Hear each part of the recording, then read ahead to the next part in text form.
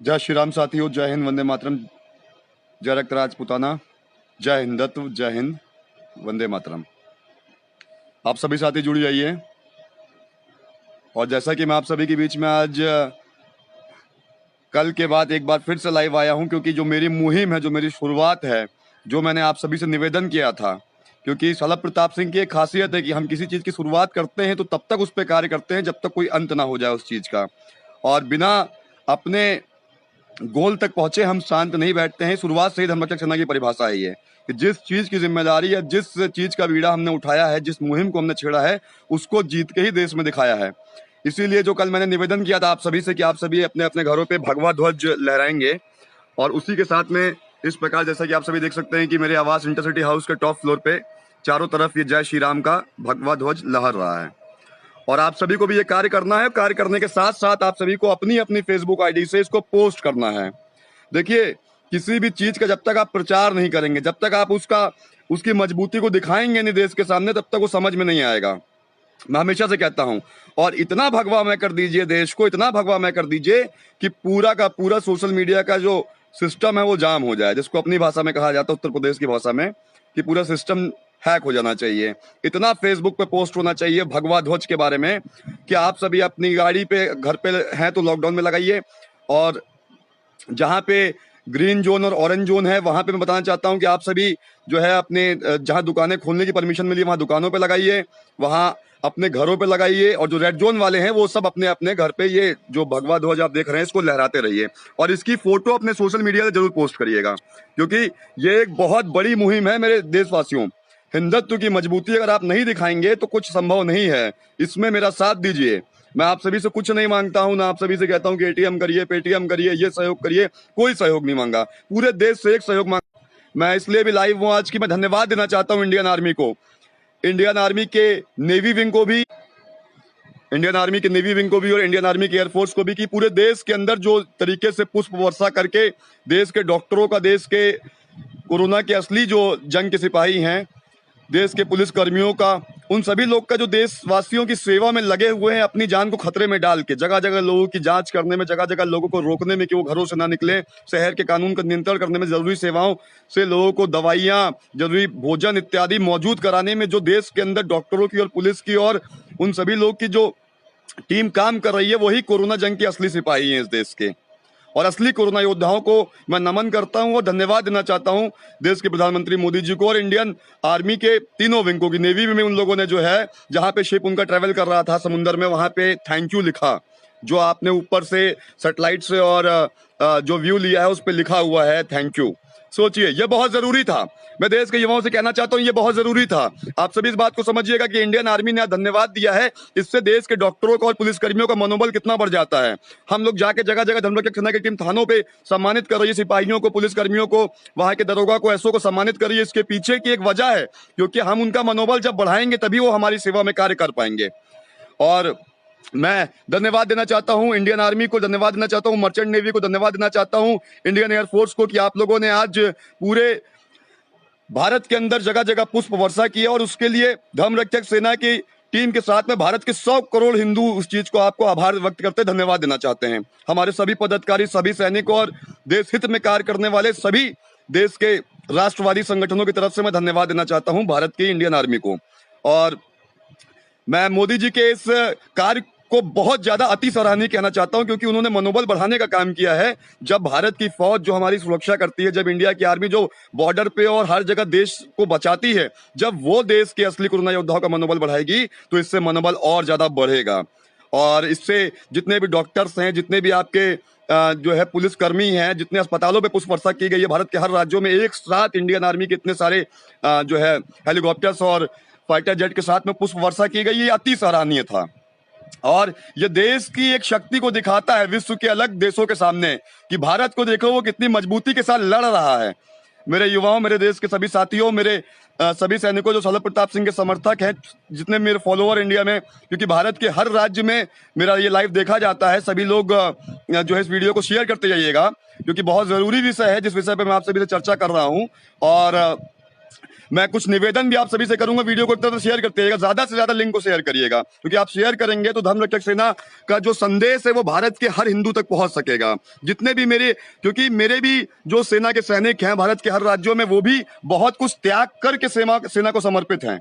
मेरे जितने प्रदेश अध्यक्ष, प्रदेश प्रभारी हैं, जिला अध्यक्ष, जिला प्रभारी हैं, जितने भी प्रदेश की अलग टीम है, जितने भी जिला कार्यकारिणियां हैं, भारत के अन्य सभी जो है 19-20 प्रदेशों में, उन सभी को एक तरीके से देखा जाए तो कोरोना जंग के असली सिपाही वो लोग भी हैं, क्योंकि वो अपना घर परिवार त्याग करके संगठन में काम करते हैं। अपनी इच्छाओं को त्याग करके वो संगठन के कार्यों को, हिंदुत्व के कार्यों को करते हैं। वो चाहते तो भारत के अन्य युवाओं की तरह नौकरी कर सकते थे, अच्छे से जो है जॉब करके 2 वक्त की रोटी खाते और आराम से एसी चला के सोते, मगर भारत के हिंदुत्व के लिए जो सैनिक मेरे साथ काम करते हैं, मैं उनको भी नमन करता हूं, उनके परिवार के लोगों को नमन करता हूं कि आप लोगों ने अपने बेटों को मेरे साथ मेरी सेना में भेजा और मेरी सेना को इतना मजबूत किया कि आज भारत के हिंदुत्व की हर लड़ाई को, देश हित की हर लड़ाई को हम मजबूती के साथ लड़ पा रहे हैं। तो इसलिए पुष्प वर्षा तो मैं यहां से नहीं कर सकता, मगर मैं अपने हृदय से अपने हिंदू सेना के, अपने धर्मरक्षक सेना के और भी देश के सभी कट्टर हिंदू संगठनों को और देश हित में कार्य करने वाले जितने भी देश के संगठन हैं, उन सभी को मैं धन्यवाद अर्पित करना चाहता हूं, धन्यवाद देना चाहता हूं कि आप सभी के माध्यम से कोरोना की लड़ाई को ही नहीं, बाकी भी भारत के हर मसलों पे आप लोग जो है समर्पित ही हैं, और आपकी भी उतनी इज्जत है जितनी इज्जत कोरोना के असली सिपाहियों की है, कोरोना के असली जो है डॉक्टरों की है, पुलिसकर्मियों की। आप लोगों ने भी जगह जगह भोजन खिलाने का काम किया, लोगों को मास्क बांटने का काम किया, जगह जगह थानों पर जाके मेरे कहने पे भारत के हर राज्य के हर जिले में सम्मान देने का काम किया। इस चीज के लिए मैं सभी हिंदू सैनिकों को धन्यवाद देना चाहता हूं कि आप सभी भी मेरे लिए उतने ही पूजनीय हैं जितने पूजनीय डॉक्टर और पुलिसकर्मी हैं, और आप लोग भी कोरोना जंग के एक असली कोरोना योद्धा हैं। और इसी के साथ में मैं 2-3 संदेश और देना चाहता हूं अपने देश के युवाओं को, अपने भाइयों को, अपने हर राज्य में, जितने भी राज्य में हमारे हिंदू सैनिक हैं, जितने भी राज्य में हमारे समर्थक हैं जो देश हित को एक हिंदू राष्ट्र के रूप में देखते हैं, मैं उन सभी से कहना चाहता हूं एक बात कि जहां पे लॉकडाउन आज से खुल जा रहा है 3 तारीख के बाद से, और वहां पे आप, क्योंकि आज 12 बजे के बाद से खुल जाएगा, वो भी नियमित शर्तों पे खोला जा रहा है। इसको समझिएगा, नियमित शर्तों का मतलब होता है कि जो आपका ग्रीन जोन और ऑरेंज जोन है, उन जिलों को खोला जा रहा है। तो उन जिलों के लोगों से मैं इस वीडियो के माध्यम से निवेदन करना चाहता हूं कि आप सभी रेड जोन वाले लोगों का मनोबल बढ़ाइएगा। सोशल मीडिया एक बहुत बड़ा प्लेटफॉर्म होता है यहाँ पे, क्योंकि घर में बैठ के लोग फेसबुक, व्हाट्सएप भी चलाते हैं, यूट्यूब भी देखते हैं, और क्या करेंगे। तो इसलिए आप लोग कोई ऐसा काम मत करिएगा जिससे जो लोग घर में बैठे उनको ये लगे कि यार हम भी काश घर के बाहर होते। उनके मनोबल को बढ़ाइएगा, क्योंकि अगर वो आने वाले जो है तीसरे लॉकडाउन में जो रेड जोन के एरिया है, अगर वो उस तरीके से रहेंगे तो वहां भी कोरोना का जो पॉजिटिव रिपोर्ट है वो संक्रमण खत्म हो जाएगा, और देश इसीलिए लड़ ही रहा है, पूरे देश से हमें संक्रमण को खत्म करना है। इसलिए आप लोग मनोबल बढ़ाने का काम करिएगा। कोई भी ऐसे फोटो वीडियोस, क्योंकि एक सर्वे रिपोर्ट है, ये एक एनालिस्ट है, जी न्यूज पे भी आप देखते होंगे, सुधीर चौधरी का एक एनालिस्ट आता है, DNA एनालिस्ट, उसमें उसने कहा भी इस बात को कि, और मैं भी इस बात को मानता हूं, क्योंकि हम लोग एक शिक्षित वर्ग के लोग हैं जो भारत के सबसे जिम्मेदार संगठन के राष्ट्रीय अध्यक्ष, और देश का युवा मुझे समर्पित है, देश के हर राज्य के युवा मुझे अपना मानते हैं और मेरी हर बात को सुनते हैं, उनके परिवार के लोग सुनते हैं। भारत के ज्यादातर हिंदू परिवारों में मेरा एक अच्छा सम्मान है। इसलिए मैं इस संदेश को पहुंचाना चाहता हूं कि आप लोग के यहाँ जो ऑरेंज जोन है, जो ग्रीन जोन है, वहां पे अगर आप लोग को नियमित छूट मिल रही है तो उसका सोशल मीडिया पे कोई इस तरीके का प्रचार मत करिएगा कि मैं अच्छे से घूम रहा हूँ, ये खा रहा हूँ, वो पी रहा हूँ, ये कर रहा हूँ, क्योंकि ये सब चीजें पॉजिटिव नहीं रहेंगी। जो बगल में आपके यहाँ पे रेड जोन में फंसा हुआ, उसको लगेगा यार ये देखो भाई हमारा खा रहा है, पी रहा है, घूम रहा है, इतना बढ़िया बढ़िया लाइफ जी रहा है, और हम यहाँ पे जो है एक जेल के अंदर बंद है।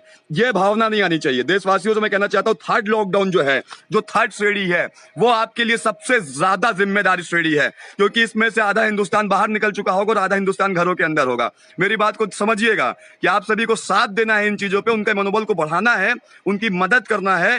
वो आप कुछ नहीं कर सकते तो उनके उत्साह को बढ़ाइएगा जो अपने घरों के अंदर रहेंगे, क्योंकि लॉकडाउन को पालन करने की वजह से ही हिंदुस्तान आज सबसे सुरक्षित देश बन चुका है, और उत्तर प्रदेश तो एक रोल मॉडल बन चुका है। योगी जी का प्रदेश एक ऐसा प्रदेश है जहां पे मात्र 19 ही रेड जोन बचे हुए हैं, उसमें भी शहर के अंदर अलग अलग हॉटस्पॉट, एक साथ 35 जिले ऑरेंज जोन में आ चुके हैं। मतलब 28 दिनों तक कोई मामला वहां नहीं था। पिछले उसमें ग्रीन जोन में आपके साथ में 20 जिले आ चुके हैं, जिसमें मतलब कि पिछले 14 दिन से एक भी कोरोना पॉजिटिव का मामला नहीं था। तो ये बहुत बड़ी खुशखबरी है। इस चीज को मेंटेन करिएगा।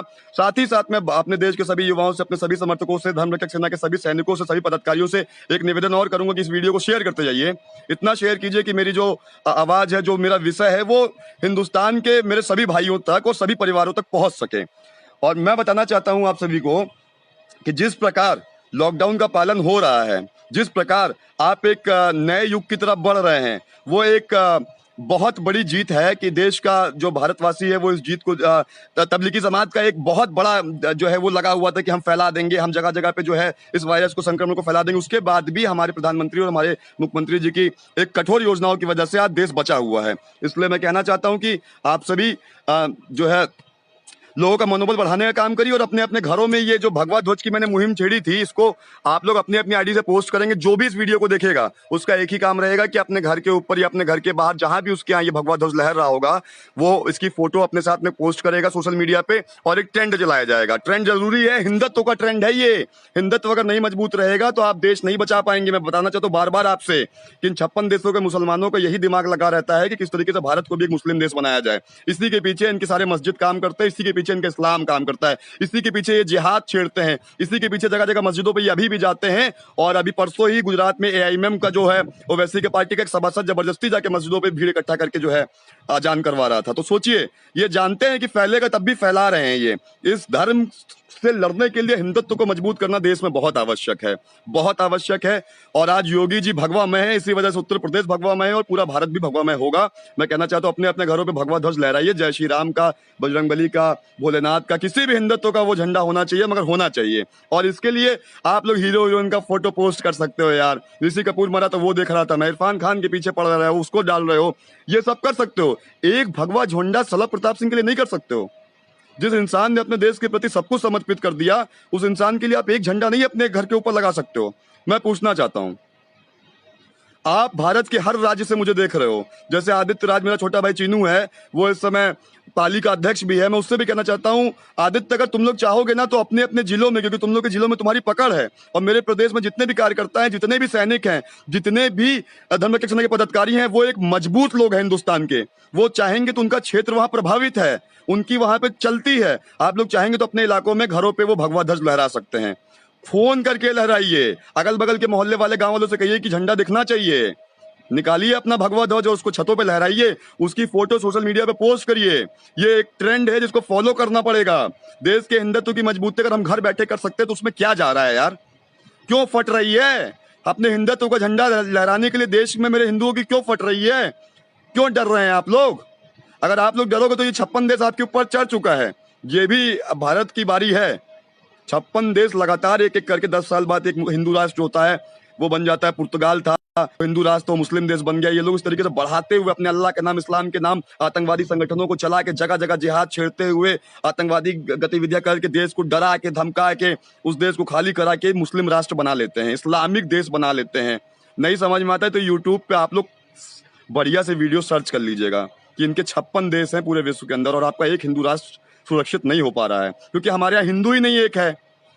अब इसमें से आधा ठाकुर नहीं लगा रहा होगा, आधा ब्राह्मण नहीं लगा रहा होगा, आधा बनिया नहीं लगा रहा होगा, आधा हरिजन नहीं लगा रहा होगा, आधा यादव नहीं लगा रहा होगा। भगवा ध्वज हर हिंदू को लगाना है। अगर हिंदुत्व है, प्रभु राम के आप लोग अनुयायी हैं, कृष्ण के अनुयायी हैं, भोलेनाथ को मानते हैं, माँ वैष्णो देवी का आपके अंदर समर्पण है, हिंदुत्व की जरा से भी भावना है, तो आपके घर के ऊपर एक भगवा ध्वज होना चाहिए, होना चाहिए। मैं कहना चाहता हूं उसके साथ में फोटो भी पोस्ट करिए और आपके माध्यम से आपके फोन में जितने कॉन्टैक्ट हैं, मैं सबसे कहना चाहता हूं उस पर पोस्ट करवाइए कि धर्म रक्षक सेना की मुहिम कि हर घर के ऊपर भगवा ध्वज लहरना चाहिए, उसमें मैं भी सहयोग करता हूं। और ये देखिए मेरी फोटो, इस तरीके से हर घरों के ऊपर भगवा ध्वज के साथ में फोटो पोस्ट करिए, उसको व्हाट्सएप स्टेटस लगाइए, एक ट्रेंड बना दीजिए। महाराणा प्रताप जयंती पे जिन लोगों ने निवेदन किया तो मैं उनसे कहना चाहता वो तो जरूरी है ही है। वो हमारे भारत देश के सबसे ऐतिहासिक महापुरुष है जिन्होंने राजपूती शान का एक परिचय दिया था हिंदुत्व के लिए। इतने बड़े बड़े युद्ध लड़े थे कि आज महाराणा प्रताप आदर्श है पूरे विश्व का, पूरे मतलब युगों युगों तक उनका नाम रहेगा। तो उनके लिए तो आप सभी वो ध्वज लहराइए, दिया जलाइए, मगर वो एक दिन के लिए नहीं, एक दिन के लिए नहीं, समझिएगा। जो राजपूत नेता कहते हैं कि सिर्फ महाराणा प्रताप जयंती होना चाहिए, मैं उनकी तरफ से कहना चाहता हूँ कि वो सिर्फ एक दिन के लिए नहीं, जो आपका ये हिंदुत्व का भगवा ध्वज है ना, ये आजीवन आपके घरों पर लहरना चाहिए, हमेशा के लिए। और जिसके घर में नहीं है, जो आर्थिक रूप से थोड़ा कमजोर है, उसके घर में पुराना कपड़ा पड़ा होगा, नारंगी रंग की साड़ी पड़ी होगी, पुराना कोई तौलिया पड़ा होगा, कुछ भी कपड़े से उस ध्वज को बनाइए। लॉकडाउन का पालन करते हुए भी आप चाहेंगे तो एक झंडा बन जाएगा। एक एक झंडा मैं सभी भारतवासियों से मांग रहा हूँ, हर घर पे एक भगवा ध्वज। उसके बाद मैंने मीडिया से वादा किया, शेयर करते जाइएगा, भारत की मीडिया के ब्यूरो चीफ का नंबर मैंने लिया था, आप लोगों के सामने पोस्ट डाला था, लोगों से मैंने बात किया है कि आपके चैनल के माध्यम से मैं कवरेज कराना चाहता हूं कि भारत के हर घरों पे वो भगवा दस दिखा, जिस तरीके से मोदी जी का दिया का वो कराया गया था, लाइट का कराया गया था, तालियों कराया गया था, जो ताली बज रहा था, थाली पीट रहे थे, उसी तरीके से हिंदू राष्ट्र के अंदर हर घर पे एक भगवा ध्वज लहरेगा। इसका भी मैं मीडिया कवरेज कराऊंगा। इसकी जिम्मेदारी मैं शलभ प्रताप सिंह, धर्मरक्षक सेना का राष्ट्रीय अध्यक्ष, आप सभी भारतवासियों से लेता हूं, और आप सभी टीवी पे देखेंगे इस ट्रेंड को कि इसका कवरेज हुआ है। इसलिए मैं कहना चाहता हूं अभी आपके पास मौका है, जो आपका 17 मई तक लॉकडाउन की अवधि, उस समय तक आप लोग तैयारी करके सिर्फ यही करिए। ग्रीन जोन, ऑरेंज जोन वाले अपने दुकानों से ला सकते हैं, घरों से ला सकते हैं, व्यवस्था कर सकते हैं, अपने अपने घरों पे, दुकानों पे, गाड़ियों पे भगवा ध्वज लहराइए। किसी पार्टी का झंडा लगाने की आवश्यकता नहीं है। इस मुहिम में हमारा साथ दीजिए, ज्यादा से ज्यादा वीडियो को शेयर कीजिए और भारत के हर नागरिकों के पास ये वीडियो पहुंचा दीजिएगा। और मैं कहना चाहता हूं अपने देश के सभी युवाओं से, जो उत्तर प्रदेश के नागरिक अन्य राज्यों में अभी फंसे हुए हैं, उनसे मैं कहना चाहता हूं कि 3-4 दिन पहले ही मैंने नोडल अफसरों की लिस्ट दी थी आपको। उसके बाद में जो भारत के गृह मंत्री शाह साहब से और मोदी जी के लेटर पैड पे हमारे माननीय मुख्यमंत्री जी ने जो आदेश लिया था, ऑर्डर लिया था, उसको भी कॉपी हमने आप पोस्ट की थी यहाँ पे। उसके बाद में मैं आप सभी से बताना चाहता हूं कि हर राज्य से लोगों को लाने का काम किया जा रहा है। आप समझिएगा मेरी बात को। उत्तर प्रदेश की जनसंख्या, हमेशा से मैंने बताया है, भारत देश में सबसे ज्यादा है। अकेले हम पाकिस्तान से ज्यादा है, 23 करोड़ की जनसंख्या है। और जो हमारे यहाँ का नागरिक अन्य प्रदेशों में है, वो काफी ज्यादा संख्या में है। इसलिए उत्तर प्रदेश सरकार ने जो नियम फॉलो किया उसको समझ लीजिएगा। हमारे प्रदेश सरकार ने आपके अन्य प्रदेशों में, जहां पे भी आप रहते हैं, जहां पे भी इस वीडियो को देखा जा रहा है, वहां की सरकारों से संपर्क किया गया, एक फॉर्म भेजा गया है। उस फॉर्म में आपका नाम, नंबर, पता और आपके साथ में आपके हेल्थ रिपोर्ट, मतलब आपको कोरोना पॉजिटिव है कि नेगेटिव है क्या है, आपकी हेल्थ रिपोर्ट के साथ में एक पूरी डाटा बनाई जा रही है। उसके बाद रूप से जितना आपकी प्रदेश सरकार ने कहा, जितना महाराज जी ने कहा है, उतना होगा ही होगा। यहाँ से डीआरएम लोग की लिस्ट तैनात हो चुकी है, ट्रेनों की तैयारियां हो चुकी हैं। चारबाग पे जो ट्रेनें खड़ी थी, उनके अंदर आइसोलेशन वार्ड भी है, क्वारंटाइन की भी जिम्मेदारी है। एक डिस्टेंस बना के ट्रेनों में लोगों को बैठाया जाएगा, एक सीट पे एक साथ 3-4 लोग नहीं बैठेंगे। उस जितना भी स्वास्थ्य विभाग का जो मेमोरेंडम था, उसको फॉलो किया जा रहा है। उन शर्तों पे आप सभी को आपके राज्यों से लाया जा रहा है। इसलिए आप लोग निश्चिंत रहिए। 1-2 दिन के अंदर जो अन्य राज्यों में फंसे हुए हैं, उनकी भी डाटा लिस्ट आ जाएगी और आपके राज्य से स्पेशल ट्रेन जो चलाई जा रही है, क्योंकि रेल मंत्रालय से पूरा सहयोग लिया गया है। मान लीजिए कि लखनऊ से मुंबई तक पुष्पक चलती है, अगर पुष्पक कल्याण पे खड़ी हुई है तो वहीं पे उसकी तैयारियां किया जा रही है और आपकी पहले डाटा लिस्ट बन रही है। कोई व्यक्ति छूटे नहीं। आप अपने अपने राज्य में अपने घरों में बैठे हुए बिखरे हुए हैं, आपको पता नहीं है कि आपके राज्य के पास आपकी जानकारी है कि नहीं है।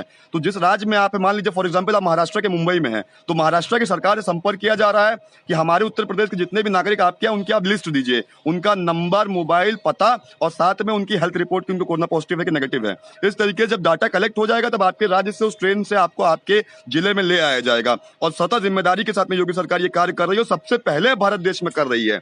इसलिए 1-2 दिन आगे पीछे हो जाता है, क्योंकि मेरे पास अन्य राज्यों का फोन कल से आ रहा है। उन सभी से मैं कहना चाहता हूं कि धैर्य रखिए। इतने दिन से आप लोग वहां पे हैं और आप लोग कमाने गए थे, वहां पे सारी व्यवस्था है। 1-आध दिन की बात और है, आपको लाने की जिम्मेदारी महाराज जी ने कही है, तो लाया जाएगा। और आज गोरखपुर ट्रेन आ भी चुकी है, मैं बताना चाहता हूं। इसी प्रकार आपके भी जिले से, अगर आप राजस्थान की किसी जगह पे हैं, या उड़ीसा में किसी जगह पे हैं, या तेलंगाना में है, या हैदराबाद में है, या दक्षिण भारत के किसी राज्य में है, या मध्य प्रदेश में, राजस्थान में है, तो वहाँ की राजधानी से और वहाँ के जो ट्रेनें आपके लिए चलाई गई हैं, उसमें वो पैसेंजर ट्रेनों को फिर से चलाया जा रहा है। उसमें एक स्पेशल नॉर्म्स बनाए गए हैं। उस ट्रेन के अंदर आइसोलेशन वार्ड है, उस ट्रेन के अंदर एक जो है प्रॉपर आपको जो है दवाई का छिड़काव करते हुए, क्वारंटाइन करते हुए और उचित दूरियां बना के लाया जाएगा।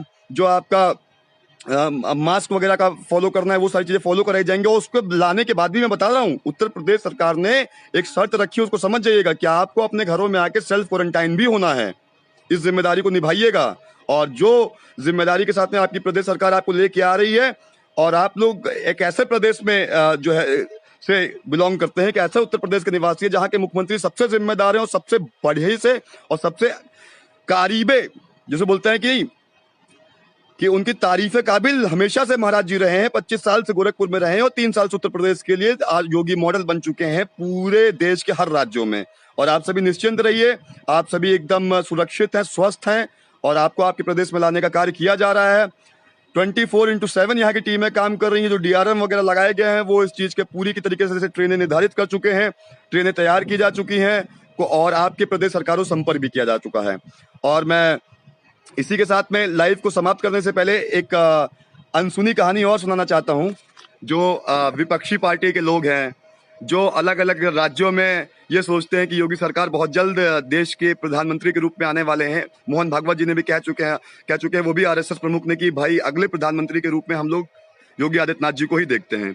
तो मैं बताना चाहता हूँ, पेपर की कटिंग भी मैंने आप लोगों के बीच में शेयर की थी अपनी आईडी से। मैं बताना चाहता हूँ कि जो भी विपक्ष के लोग हैं, जो भी है, सपा बसपा, छोटी मोटी पार्टी उत्तर प्रदेश में है, सपा बसपा खत्म हो चुकी है इस समय, उसके बाद कांग्रेस और टीएमसी, आम आदमी पार्टी, शिवसेना, उन सभी पार्टी के नेताओं से मैं एक बात बताना चाहता हूँ महाराज जी के विषय में। चलिए, आज चल रहा है 2020, आपको मैं फिर ले चलता हूं 14 वर्ष पूर्व, ठीक है, 2007 में। 2007 से लेके 2012 तक ये जो 5 साल का कार्यकाल था, वो उस समय आप सभी को याद होगा उत्तर प्रदेश के अंदर मायावती का था। फिर 12 से लेके 17 तक आप सभी को याद होगा उत्तर प्रदेश के अंदर समाजवादी पार्टी के मुलायम सिंह के बेटे अखिलेश यादव का था, क्योंकि वो पारिवारिक परंपरा चलाते आते थे, अपने बेटे को ही बनाना, इस वजह से प्रदेश को चौपट कर बैठे। और मैं आपको 2007 में ले चलता हूं। 2007 में जब योगी आदित्यनाथ जी गोरखपुर से सांसद हुआ करते थे, उस समय के दौर की बात बता रहा हूं। महाराज जी के पास में अपने हिंदू वाहिनी के ही 7 विधायक हुआ करते थे। जो लोग ये नहीं जानते उनको मैं बता देना चाहता हूं, गूगल कर लीजिएगा, विकिपीडिया कर लीजिएगा, यूट्यूब की रिपोर्ट चेक कर लीजिएगा। आज के 14 वर्ष पूर्व भी जब महाराज जी एक संगठन के अध्यक्ष थे, हिंदू वाहिनी के संचालक थे, उस समय भी महाराज जी के पास में उनके संगठन के पूर्वांचल में 7 विधायक हुआ करते थे। और मैं बताना चाहता हूं, जो लोग इल्जाम लगाते हैं महाराज जी के ऊपर कि अगर कोई विधायक गलती करता है तो वो क्या कर सकते हैं, उसके विषय में भी मैं एक अनसुनी कहानी आपको बताना चाहता हूं। एक ऐसा राज्य जो शायद हिंदुस्तान के नागरिकों के पास नहीं होगा, जो प्रदेश में भी बहुत कम लोग जानते होंगे, उन तक मैं ये जानकारी देना चाहता हूं। और मैं चाहता हूं कि इसको शेयर कीजिएगा दबा के, इतना शेयर कीजिएगा भारत के हर राज्य में हर हिंदू तक ये बात पहुंच सके, और जितने भी पार्टी के नेता है विपक्ष, उन तक ये जानकारी पहुंच सके। जो शलभ प्रताप सिंह आप सभी को बताना चाहता है महाराज योगी आदित्यनाथ जी के बारे में। महाराज जी के पास में 7 विधायक हुआ करते थे। एक विधानसभा क्षेत्र हमारा था उस समय में बलरामपुर के अंदर, उसका नाम था देवी पाटन मंडल।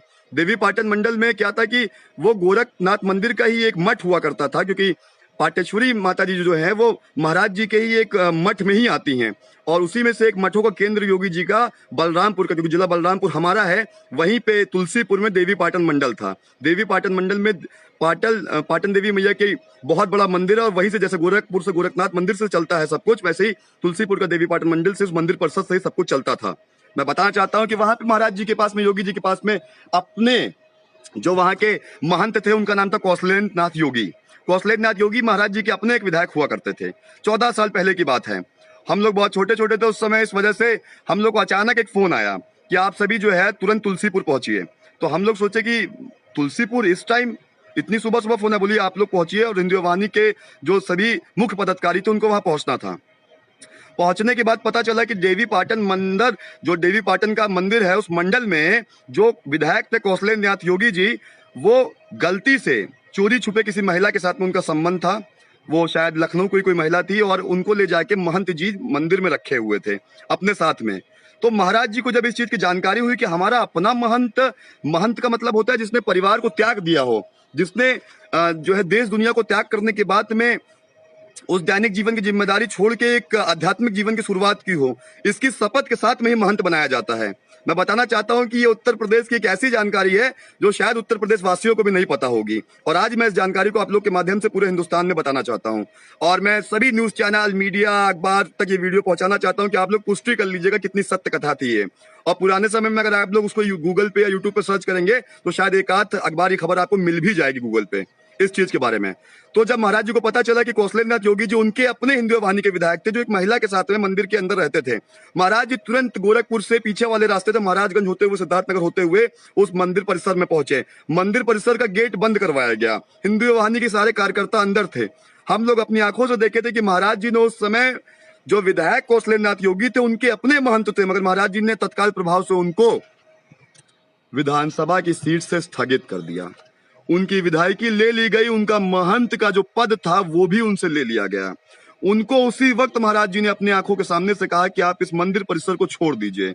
आज के बाद महाराज जी, हम लोग हैरान थे कि जिस हिंदू वाहिनी के अध्यक्ष के पास में 7 सीटें हैं पूर्वांचल में, सरकार भी हमारे पास नहीं थी, क्योंकि सरकार उस समय बसपा की चल रही थी। 2000 मुलायम सिंह की खत्म हुई थी, आधे 2007 में तुरंत ही बसपा की, मायावती की सरकार आ गई थी। 7 से लेके जो है 12 तक उन्हीं का दौर चला था। तो उसी दौर के बीच की बात है, कौशलेंद्र नाथ योगी जी को जो हिंदू वाहिनी के एक विधायक थे, 7वें विधायक में से एक विधायक, सबसे प्रमुख विधायक थे हमारे योगी जी के।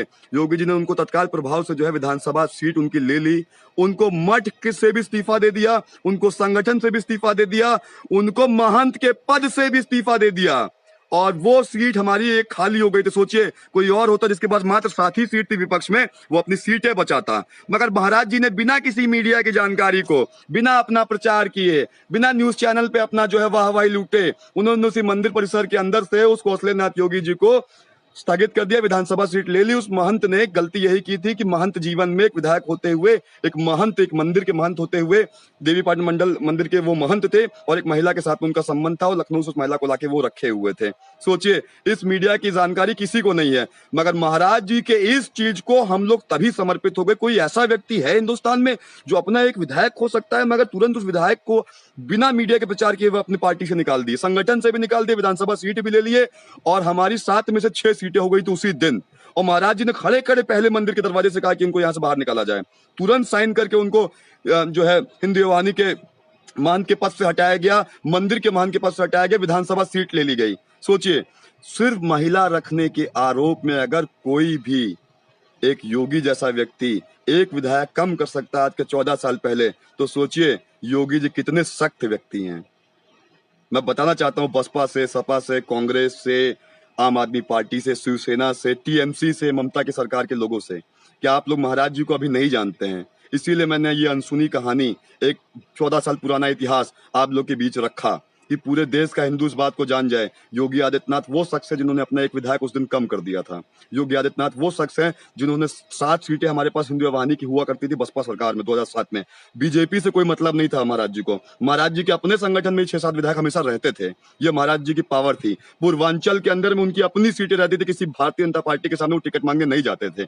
ये सत्य है, ये सत्य है। उन्होंने एक विधायक कम कर दिया उस बीच में, मगर उन्होंने बर्दाश्त नहीं किया। कोई मंदिर का महंत किसी महिला से कैसे संबंध रख सकता है? महाराज जी ने तुरंत उसको जो है कौशलेन्द्रनाथ योगी जी को महंत के पद से हटाया, विधानसभा की सीट ले ली। और तो सोचिए, ये अनसुनी कहानी थी। मैं चाहता हूं कि आप सभी वायरल कीजिएगा महाराज जी के विषय में, योगी जी के विषय में। और आप सभी देशवासियों से जाते जाते मैं फिर से निवेदन करना चाहता हूं कि आप सभी को इस वीडियो खत्म होने के तुरंत बाद अपने घर की छतों पे इस तरीके का भगवा ध्वज लहराना है। इस तरीके का भगवा ध्वज लहराना है। भगवा ध्वज के साथ साथ में आप सभी से निवेदन है कि धर्म रक्षक सेना की इस मुहिम में साथ दीजिएगा। ज्यादा से ज्यादा हिंदुस्तान में भगवा की शक्ति का पर्चा होना चाहिए। जिस तरीके से आप लोग देख रहे हैं कि जो मेरठ में वो ठेले वाला था जिसके ऊपर से तहजीब टीवी वाले ने, एक मुसलमान पत्रकार ने कंप्लेन की थी, उल्टा उस पत्रकार के ऊपर कंप्लेन करा दी गई है। यूपी पुलिस ने कहा कि बेमतलब का आप इस तरीके से ट्विटर पे ट्वीट मत किया करिए। प्रदेश इस समय जो है कोरोना की लड़ाई में व्यस्त हो और आप उसमें यूपी पुलिस को परेशान कर रहे हैं, इसके लिए उसके ऊपर मुकदमा हो गया। तो सोचिए, भगवा को कोई योगी सरकार में रोक नहीं पाएगा। भगवा तो लहरेगा ही लहरेगा। और आप सभी से कहना चाहता हूं कि ज्यादा से ज्यादा देश में इसी चीज पे काम करिए। इस वीडियो खत्म होने के बाद लोगों से बात करिए, उस फोटो को भी पोस्ट करिए जो भगवा आपने लहराया, अपने साथ खड़े होकर फोटो को डालिए और इस मुहिम में मेरा साथ दीजिए, क्योंकि ये मुहिम ऐसे जो हिंदुत्व को मजबूत कर देगी, मगर आप लोग सीरियस नहीं ले रहे हैं। सीरियस अगर लेंगे, शलभ प्रताप सिंह को सच में आप लोग आदर्श मानते होंगे, अपना भाई मानते होंगे, हमारी हर बात को फॉलो करते होंगे, तो आज मेरे लिए आप सभी के घरों में, हिंदुस्तान के हर घर में एक भगवा ध्वज हमेशा के लिए लहरेगा। अब देखता हूं आप लोग मुझे कितना मानते हैं। जय श्री राम, शुभ रात्रि, भारत माता की जय, जय रक्त राजपुताना, जय हिंदुत्व, जय हिंदू राष्ट्र। और मैं आशा करता हूं कि आप सभी स्वस्थ होंगे। इसी प्रकार लॉकडाउन में अपने घरों में रहिए, अपने परिवार का ख्याल रखिए, इसी प्रकार उत्साह अपने अंदर बनाए रखिए। देश किसी नुकसान में नहीं जा रहा है, देश बहुत अच्छी तरीके से आगे बढ़ रहा है। जिस तरीके से इंडियन आर्मी ने आज सम्मानित किया है, मैं बताना चाहता हूँ कांग्रेस के लोगों को और जो विपक्ष के लोग इस पे अपोज कर रहे हैं, इसका विरोध कर रहे हैं, कि देखिए, जो देश के असली योद्धा होते हैं ना, जो अपने घरों से एक महीने से बाहर हैं, डॉक्टरों की टीम, पुलिस वालों की टीम, जो जिनको कोरोना हो सकता है, जिनको बार बार वो लोग कोरोना वालों के संपर्क में आ रहे हैं, उसके बाद भी अपनी जान पे खेल कर वो लोग ऐसा काम कर रहे हैं, तो ऐसे लोगों को अगर इंडियन आर्मी ने सम्मानित किया है, तो सोचिए आपका देश कितना शक्तिशाली है। कि जब भारत की फौज भी ऐसे असली योद्धा को सम्मानित करेगी तो उनका मनोबल कितना बढ़ जाएगा। इस चीज को इटली की वो महिला एंटोनियो मानियो कभी नहीं समझेगी। इस चीज को मुसलमानों के खून से पैदा हुआ वो फिरोज गांधी का बेटा और उसका परिवार, राहुल गांधी और वडेरा परिवार कभी नहीं मानेगा। जो लोग बसपा सपा चलाते हैं वो इन्हीं इस्लामिक लोग के वोट बैंक से ही अपने देश में पार्टियां बनाते हैं। ममता बनर्जी भी उन्हीं से जीत रही है बंगाल में, उन्हीं इस्लामिक लोगों से बसपा सपा भी सरकार बनाती थी, आम आदमी पार्टी भी उन्हीं लोगों से बनाई, इसलिए उनके साथ में ये लोग खड़े रहेंगे। इसलिए ये लोग देश विरोधी पार्टी हैं। भारत के हित का जो विरोध करे वो समझ जाइए आपके देश का सबसे बड़ा आतंकवाद है और वो इस देश का सबसे बड़ा दीमक है। चाहे वो बसपा हो, सपा हो, चाहे वो टीएमसी हो आपके पश्चिम बंगाल में, चाहे वो आम आदमी पार्टी हो, क्योंकि ये मुसलमानों के वोट से ही अपनी सरकार बनाते हैं। बाद में इन मुसलमानों की पूरी इस्लामिक लोगों की जो जिहाद करना चाहते हैं, जो बम फोड़ना चाहते हैं, जो आतंकवाद करना चाहते हैं, उनका पूरा साथ देते हैं। इसलिए ऐसे पार्टियों का विरोध करना है और भारत के अगले प्रधानमंत्री के रूप में माननीय योगी आदित्यनाथ जी को आप सभी को लेके आना है और इस मुहिम में धर्मरक्षक सेना का आप सभी को साथ देना है। मैं आशा करता हूँ स्वस्थ होंगे, मस्त होंगे, खुश होंगे। शुभ रात्रि साथियों, जय हिंद, जय रक्त राजपुताना, जय हिंदुत्व, जय हिंदू राष्ट्र। ज्यादा शेयर कीजिएगा, बाद में जिस वीडियो को देखेगा वायरल करने की कोशिश करिएगा। यूट्यूब पे, फेसबुक पे, व्हाट्सएप पे जितना लोगों तक पहुंचा पाइए इस वीडियो को पहुंचाइए।